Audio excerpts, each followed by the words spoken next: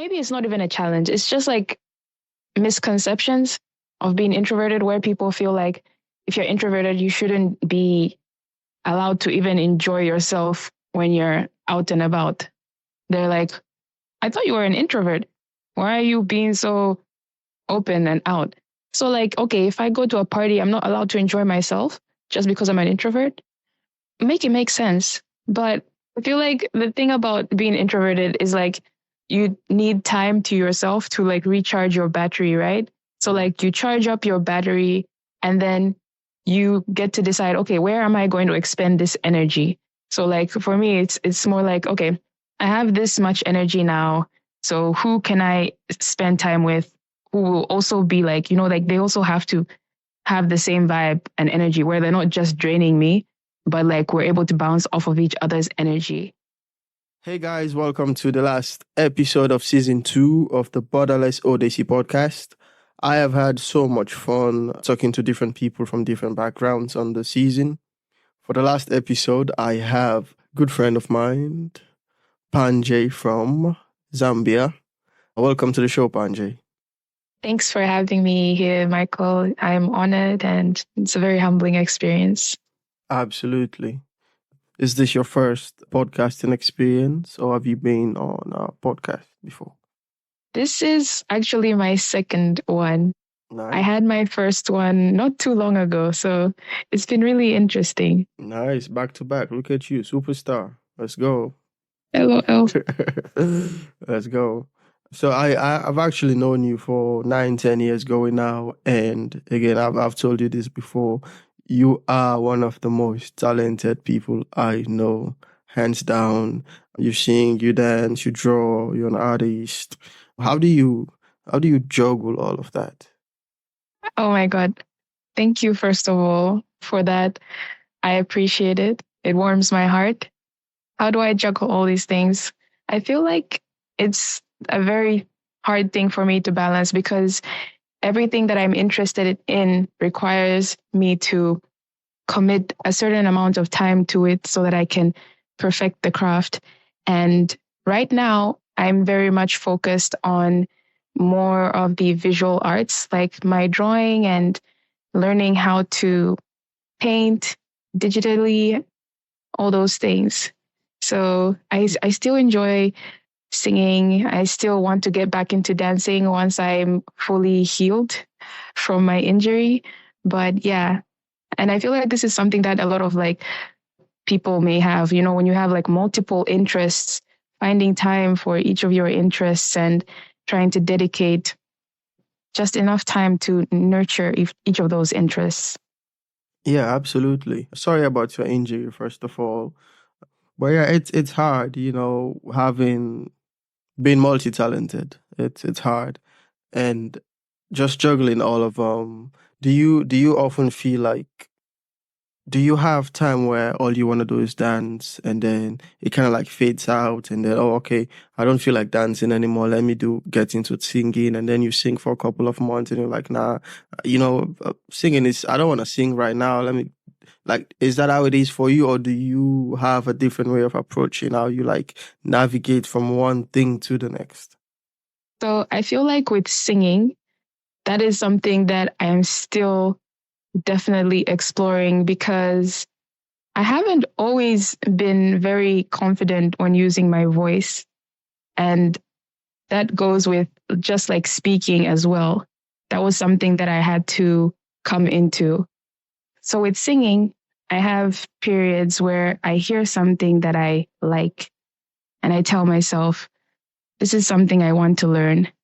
I want to make a cover to it. Like more recently, I heard a song by Tom Odell, one of my favorite artists. He sings really emotional songs.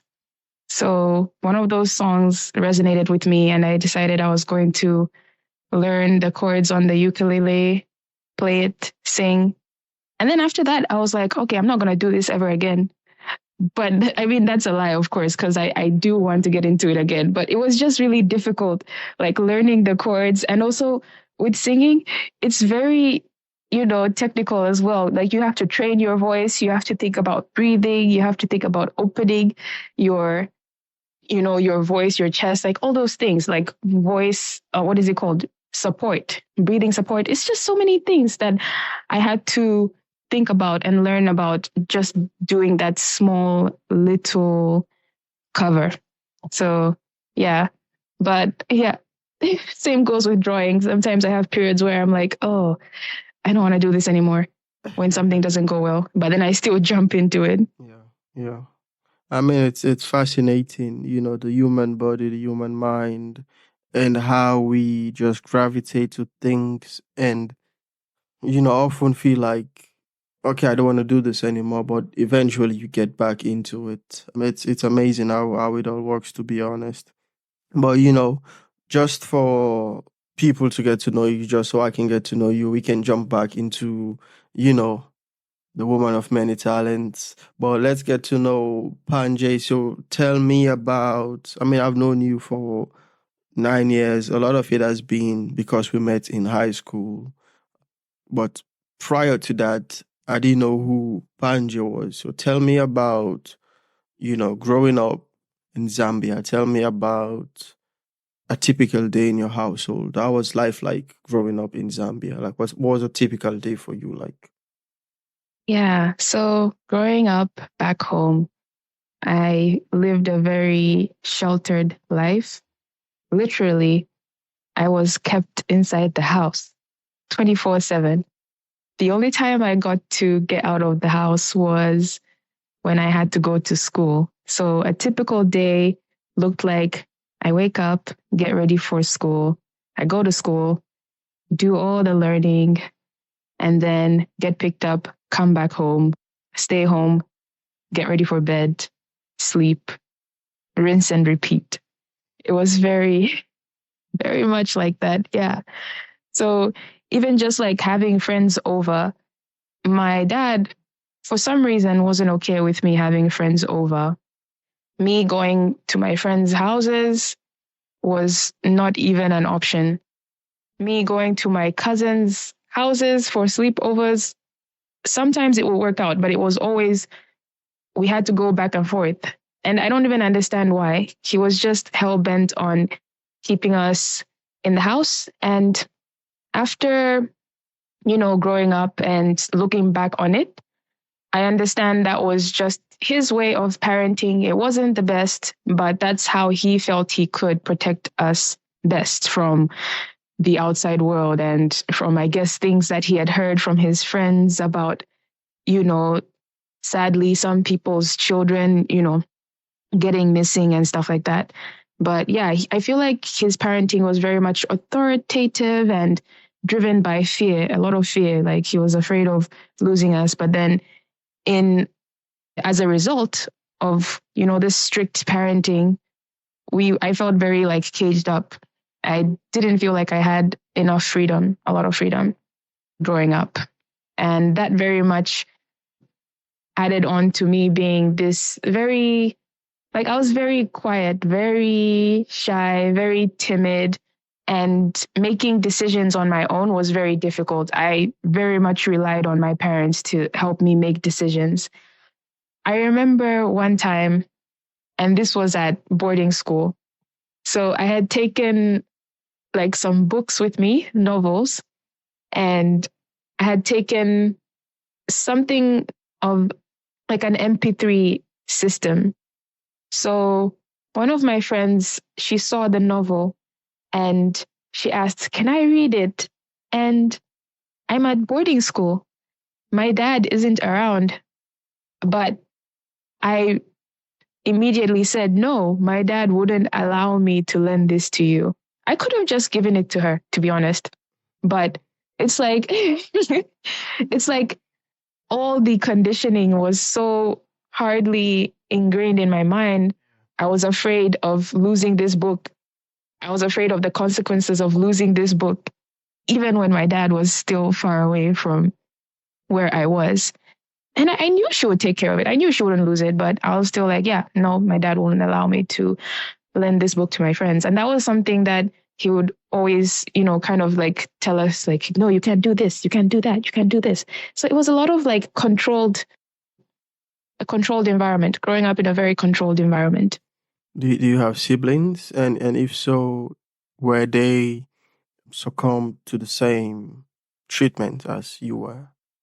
Yes, I do have siblings. I have three older half siblings, and I have a younger brother.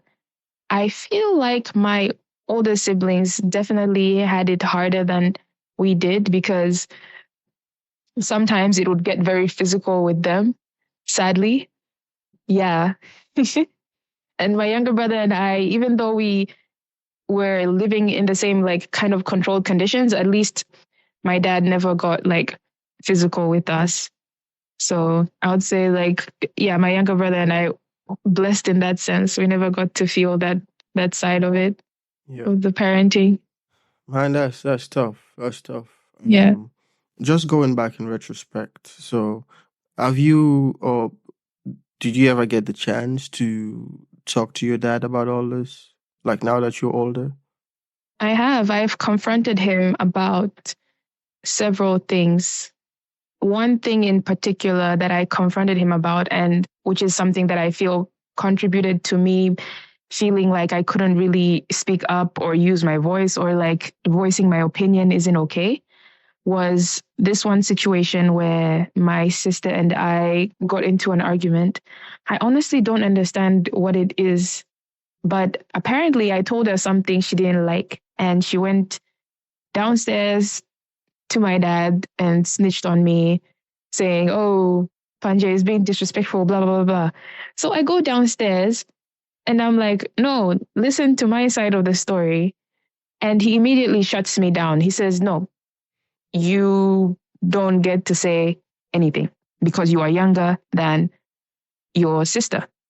And that was something that he liked to use. Like he always thought the older person is always right, meaning he's always right because he's older and more experienced. And that's the same thing he used with us.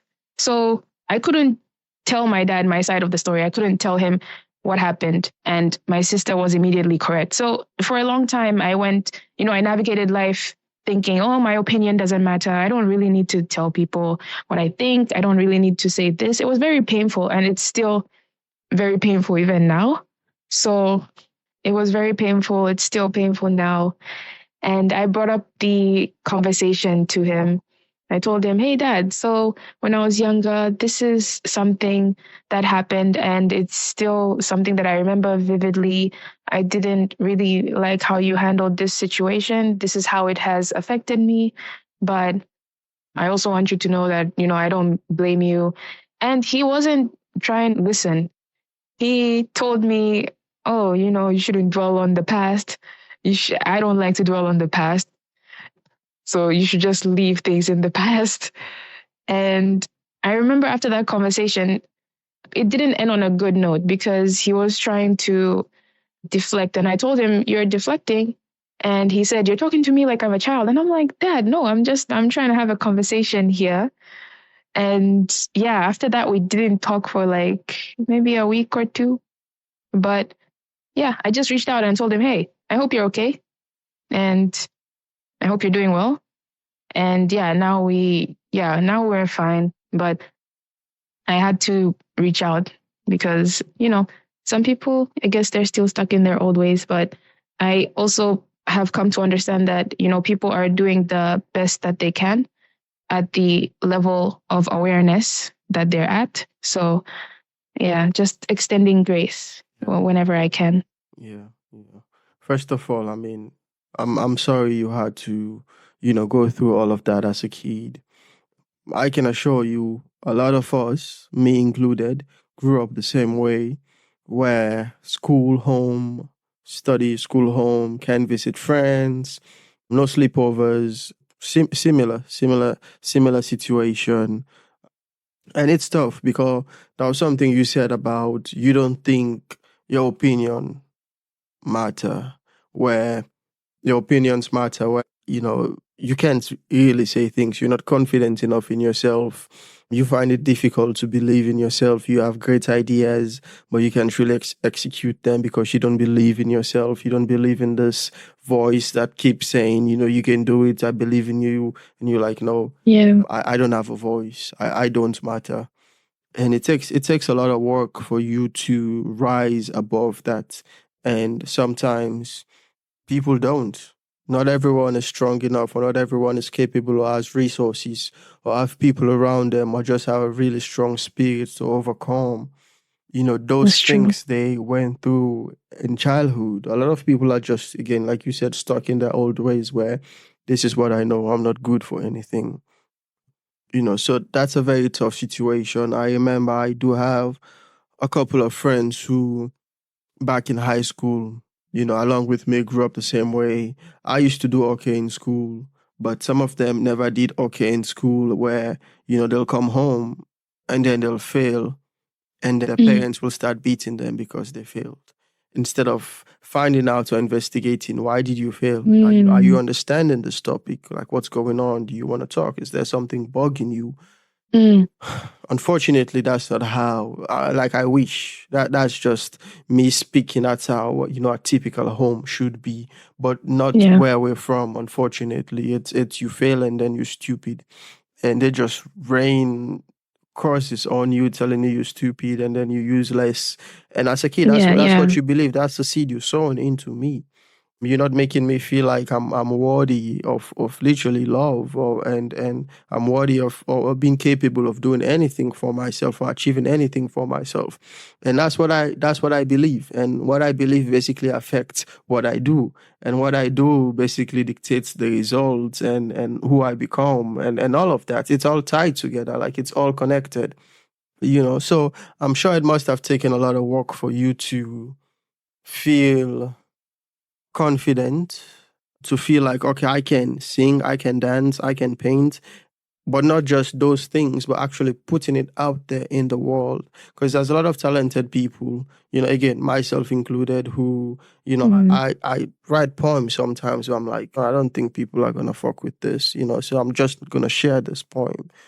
So just having a social media page where you can literally post all your things takes a lot of courage, especially given your background. So how has that journey been like, with just coming from a home where you were sheltered and, thinking my opinions don't matter, to now I mean, you sing, you dance, you have a page, you do art, you're doing short motivational videos now for people out there. How has that journey been like? And what really inspired you to feel like, I can't be this person who my parents or my dad has told me to be, I can be so much more. Like, give us a background of how that came about. yeah. So I think it started with UWC, and that's where you and I met. So I got to UWC actually through my brother-in-law. He was at UWC Adriatic, which is in Italy at the time. So he told my sister about it. And, even if my sister and I have had like, ups and downs, she's always loved me. She's always looking out for me. So she really wanted me to take the opportunity and go out and just figure out, what's out there, the opportunities and all these things. So that was her way of allowing me to just find my freedom and be able to like spread my wings. Cause I know if I had stayed home for the longest, I don't think I would be the person that I am right now. So I definitely do give my sister a lot of credit for my journey and how I've gotten here. So it started with UWC, finding my own center. And when I talk about center, it's like trying to navigate decisions in my life now on my own and figuring out what I feel is good for me, what I feel is exciting, and not really thinking about what my dad or my mom would think. So that was the first stepping stone. And then after UWC, Red Cross Nordic, just in case anybody was wondering. Yeah, UWC Red Cross Nordic, that's where Michael and I met. It definitely is the best. I don't like none of the rest of them compare, to be honest. So after UWC came to Minnesota, and that's where I got to join a dance group called Bodacious. I was introduced to the dance group through Doobie. Doobie was a really good friend of mine, and she helped me find my grounding in the space. She was a really good support system. That's awesome. Yeah. So, Bodacious, dancing, figuring out that, oh, I can do this. I mean, deep down, I knew I wanted to dance. There's a huge part of me deep down. And I feel like a lot of people feel this. Like, even if you have a lot of resistance towards doing something, there's always this nagging feeling that you have in you, like something that you know you want to do, something that you feel you are meant to do, but you haven't really had the push or the support or even the courage to do it. So I always had something inside of me that just wanted to break free in a physical sense, allow myself to move, allow myself to feel my body moving and doing all these things. And that was that was the second step. Because when it comes to movement, and this is how I like to think about it, this is why I found it easier to do like dance at the time. I didn't need to use my voice. All I had to do was move. I didn't need to talk. I didn't need to sing, because at the time I was still very much afraid of using my voice, of talking, of being open, being vulnerable with people. So like dance was a way for me to express myself without having to use my voice. And that was nice. So after Bodacious, come COVID time, that was a very tough time for me, because at the time, I wasn't really doing anything. I wasn't in school. I wasn't working. I was at home most of the time. And I spent my time playing video games during that time. So I was very much depressed and trying to figure out really, what am I doing with my life? And there was a point where I just got tired of feeling like that. I think at some point, a lot of people get tired of being stuck. You're in this position where you feel stuck and you just want to find a way to live again, to feel alive. And that was that point for me. The video games were nice, but I know it was just a coping mechanism for me to not really think about what I wanted to do. So after COVID, another turning point in my life which really kicked me into the space that I'm in now. 2022, I lost somebody who was very, very dear to my heart. And losing him, it was very difficult to navigate because it was very sudden. And at the time, I wasn't really sure what to do. Part of me wanted to disappear along with him. But I told myself, okay, so, and this was my nephew. Yeah, this is my nephew. So my nephew didn't get a chance to really live his, full life purpose. Sorry about your And thank you. My nephew didn't get a chance to live his full life purpose. And he was a very, gifted child. So I was like, okay, I have this opportunity right now. God has kept me alive this long for whatever reason. And I was like, there must be a reason why I'm still alive. And I have this opportunity to really dive into the things that I love, to dive into the things that I want to do the things that I can share with people. So it was more like, at that point, I woke up to the possibilities before me. And in a sense, I told myself, if I allowed myself to stay in the same position that I was, I wouldn't be honoring, my nephew. So in a sense, me stepping into this version of myself now is kind of like to also like honor him and trying to just live the best that I can and share with people. So that's how I got to where I am now. Yeah. I mean, that's incredible. First of all, I'm sorry for your loss. It's tough losing people close to you.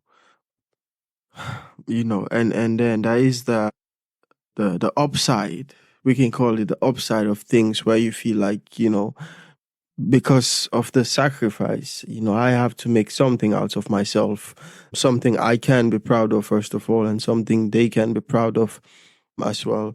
Clearly, it's been a long journey for you coming from, that house in Zambia to moving halfway across the world to UWC, moving back to moving to Minnesota, and just finding yourself, finding your space as a person, as an artist. And it can be tough, it can be, I mean, it's always Yeah. tough. It's always tough, but you've been doing this for the last decade all by yourself, without family around you, really, just friends and people you've met along the way, just navigating life. That experience, how has it shaped you to really find yourself? Just meeting people from different parts of the world, just now from not making decision, from relying on your parents to make decision to making your own decisions for yourself. How has that helped you really grow from that person you were to the person you are today? I think definitely being out here on my own without family, I have less of, that kind of like judgmental voice in my head where I used to be like, what are my parents going to think? What is my brother going to think? And I've met a lot of strangers who have become friends now, who have been more supportive. And that's not to say like like my family is not supportive. Like they are supportive now. And I would say like my siblings have been always supportive of a lot of the things that I do. So it was more like just thinking about my parents, like what would they think? But yeah, I've just come to meet a lot of strangers who've become friends, who've become more like family. For example, Dawn, my best friend, who has always supported my creative ventures. And she's always honest because I ask her, like, just be honest with me. Do you like this? And sometimes she'll tell me, yeah, no, I don't like this. Most times she likes my stuff.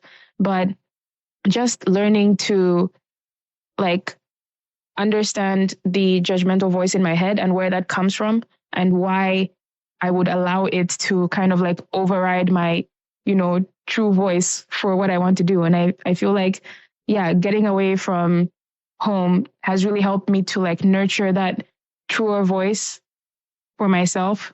The one that tells me like, okay, you've always wanted to try this, try it. And maybe it won't work out. Maybe you'll suck the first time and maybe you'll get better, but you never know if you don't try, you know?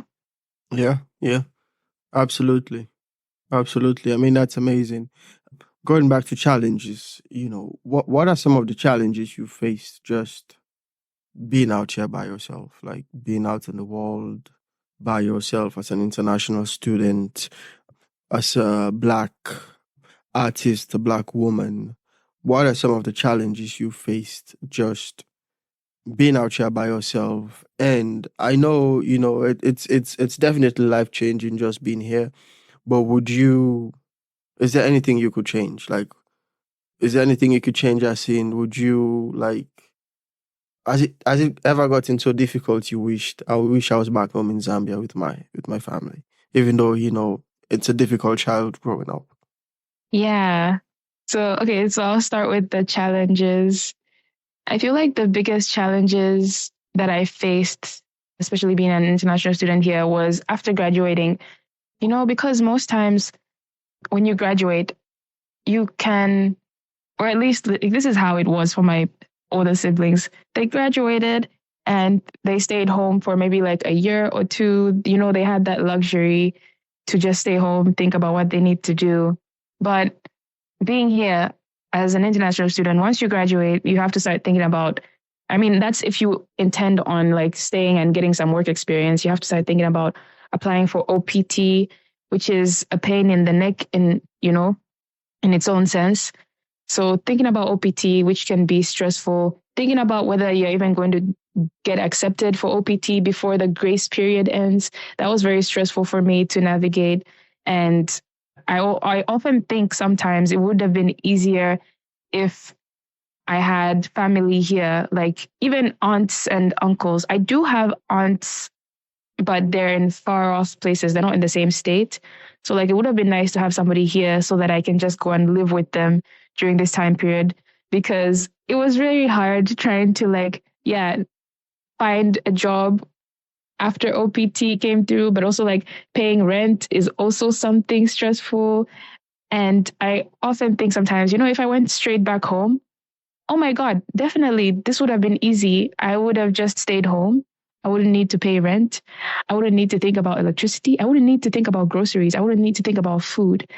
But at the same time, I feel like this experience has shaped me to be even more responsible, because I had to think about all these things that I never typically thought about when I was growing up back home. So I can say that's something good that has come out of that, even though it was very stressful, even though I cried several times, even though I wish, my parents were here so that I could just hug them sometimes. It was very hard, but I have grown from that and I'm still growing, still learning. Something that I would change. Is there anything that I would change? Honestly, I wouldn't. I don't think I would change anything about it. I feel like I've gained more than I have, possibly lost from this experience. I feel like it has really helped me become more of the adult that I always wanted to be when I was growing up. I always wanted to be more confident. I always wanted to be more open. I wanted to, share more with people. And I'm just so happy that that's what I'm doing now. Like talking to people, creating, sharing. It makes me really happy. That's dope. That's dope. Yeah. And that's one of the things we want to do here at the Borderless Odyssey podcast. I mean, that's just so beautiful. Again, similar story, same as you, Mm. and just with what you last said about sharing more. One of the reasons I started this podcast is for me to really start opening up, because I can be as uptight can be, and I just want to start feeling free. You no Exactly. need to feel shy about who you are. No need to feel shy about where you've been. No need to feel shy about your financial background, your emotional Mm. background, no, nothing at all. You're just a human being. You're just a spiritual being in physical form, experiencing life, and that's all Yes. you are. And you're beautiful and you're amazing, and there are literally no limits except the things you put to your mind as limits. Live free, Exactly. smile, laugh, make good friends. Life is too short. Life is too short for all the troubles we go through. Life is too short for all the True. That's pains, true. and just be free. Just live life. This isn't permanent. At some point, we're all just counting down to that time where it says RIP from 1990 X to 2000. That's all we're waiting for. We're literally living in the dash period of our life, because on the Yes. tombstone it's gonna say 1994 dash Mm. 2065. We are Mm. we are in the dash. That's what we're doing right now. We're in the Exactly. dash. So make it the best dash ever. Honestly, I think our childhood really scars us to a point where we just bury ourselves so deep. Mm. And that's why having these conversations is so Yeah. important, because just what you went through, I went through a lot of people went through, but they wouldn't be able to necessarily like share their stories, because Mm. it takes a lot to really go deep in that vulnerable parts of yourself and say, oh, look, I grew up in a very crazy home, Mm. and I had it difficult. I wasn't allowed to go see friends. I wasn't allowed to do this. I wasn't allowed to do that. And then you go to school and your friends are talking about all the cool things they did, and you Yeah. just can't relate. You don't know. Oh, I watched the show. I, I'm not allowed to watch shows at my house. I have to study, and that's Mm. it. And it's Yeah. it's it's tough. It's tough, but it definitely does teach you a lot of things about life. And if you ever have kids, how you want your kids to be raised, and how you should let them make their own choices and teach them different things that you aren't taught. So it's definitely a learning process. But again, like I said, not every single person that have been in our situation can really get out of this easily. It takes Mm. a lot. It takes a lot. Some people, leave home and then get into relationships where it's quite similar to home. Mm. And they'll never be able to navigate out of it, because it just strikes so many chords in them and just continues to bury them deep. So I think it's very important as well to just find your people who are your friends. Do they remind you of the life you once lived that you didn't like, that made you feel Mm. like, oh, I'm in a closet and then I can come out, or I'm always in my head, making you doubt yourself. And that's Mm. something we don't get taught either, where it's like, oh, stay away from bad friends. But who are bad friends? Like, how do I Exactly. how do I spot these bad friends? I don't know. Mm. I don't know. Like, I'm so young to really know, okay, this is a bad friend, this is a good friend. Mm. Mm. Um, I feel like our parents had conversations with us where, like, don't have sex. But why? Yeah. Why? Like, why? Like, they just tell you these things, but don't dig into it so I can Mm. actually understand. And then you get to a certain point in your life and you're like, oh, I understand why they were telling me to have Mm. sex. I understand why they were telling that there is a reason why. And of course, it makes sense. I'm not saying it doesn't make Mm. sense.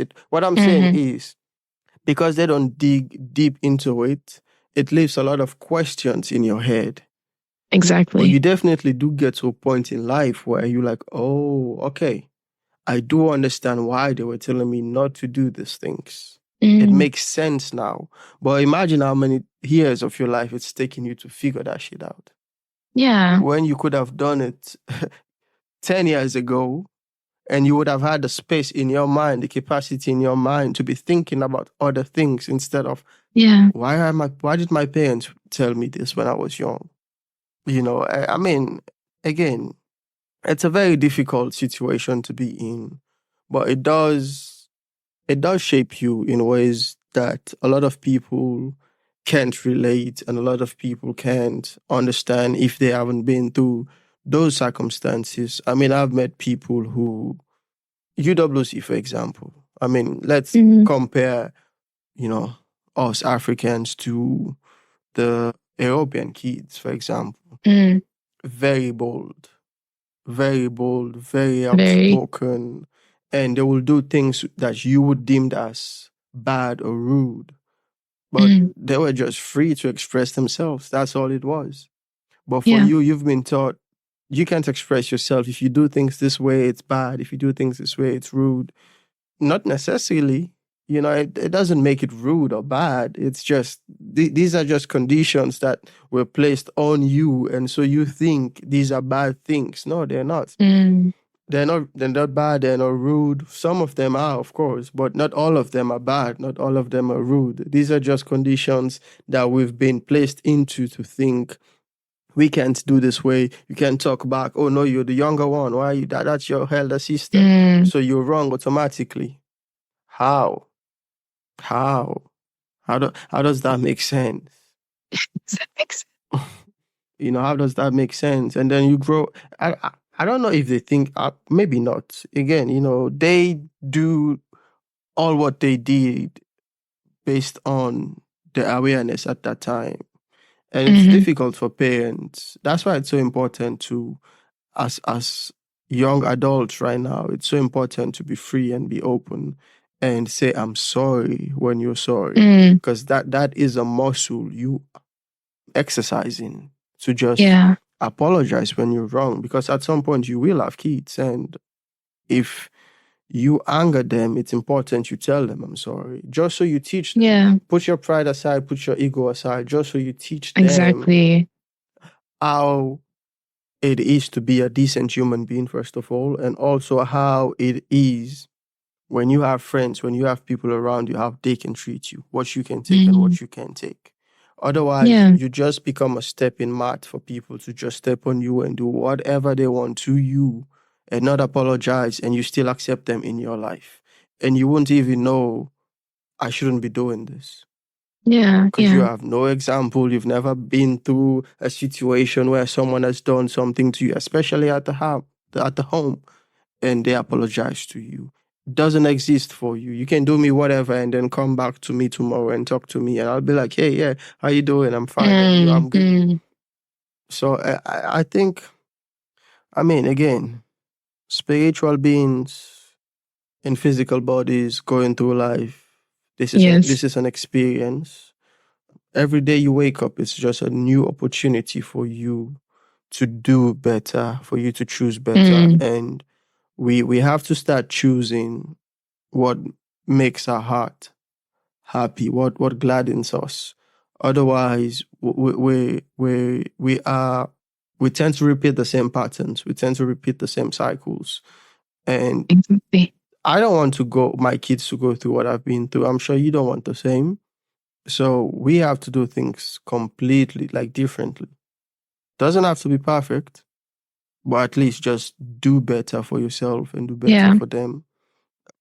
But yeah, man, I mean, again, And it's a tough childhood. It's a tough childhood. We grew up at a time where, for my country, for example, civil war just ended, you know.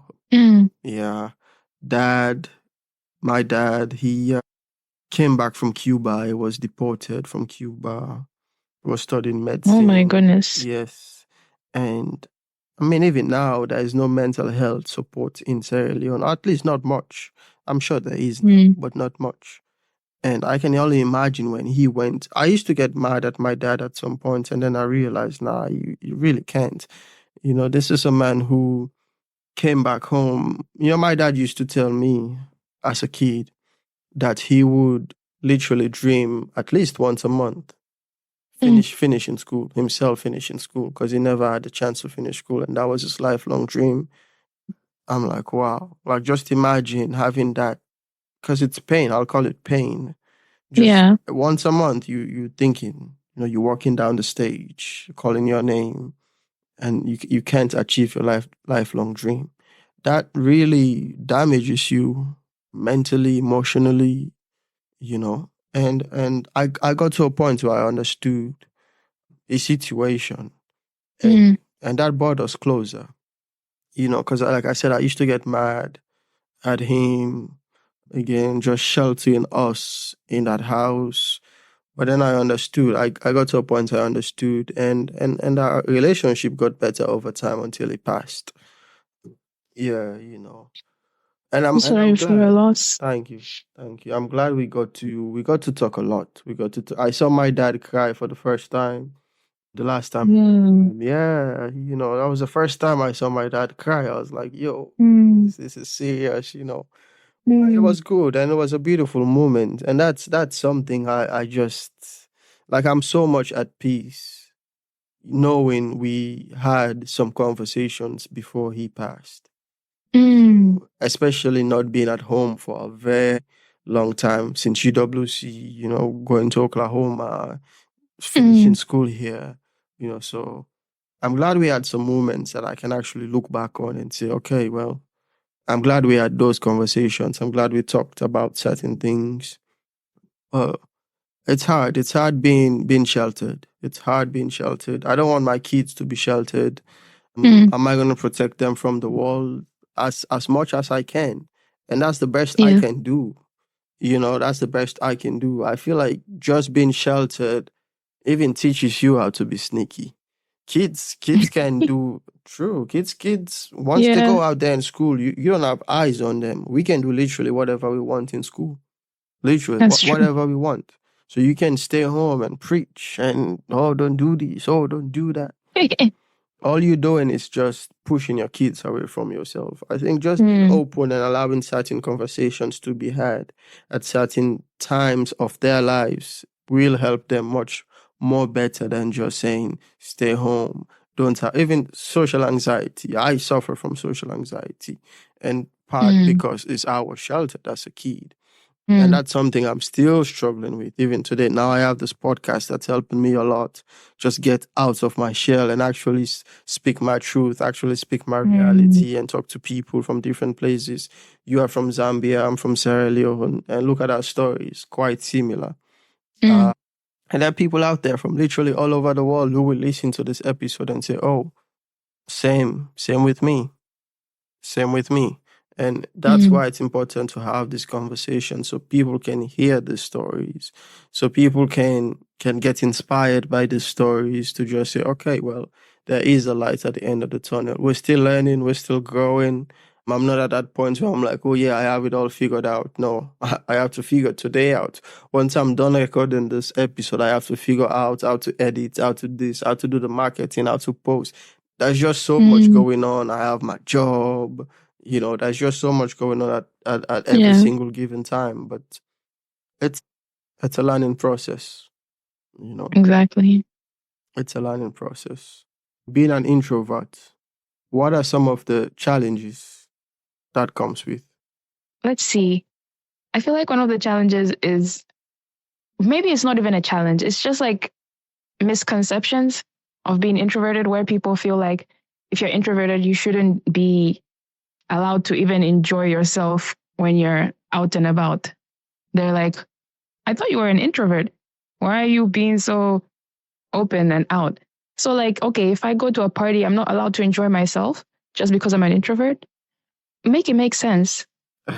But I feel like the thing about being introverted is like you need time to yourself to like recharge your battery, right? So like you charge up your battery and then you get to decide, okay, where am I going to expend this energy? So like for me, it's more like, okay, I have this much energy now. So who can I spend time with who will also be like, like they also have to have the same vibe and energy where they're not just draining me, but like we're able to bounce off of each other's energy.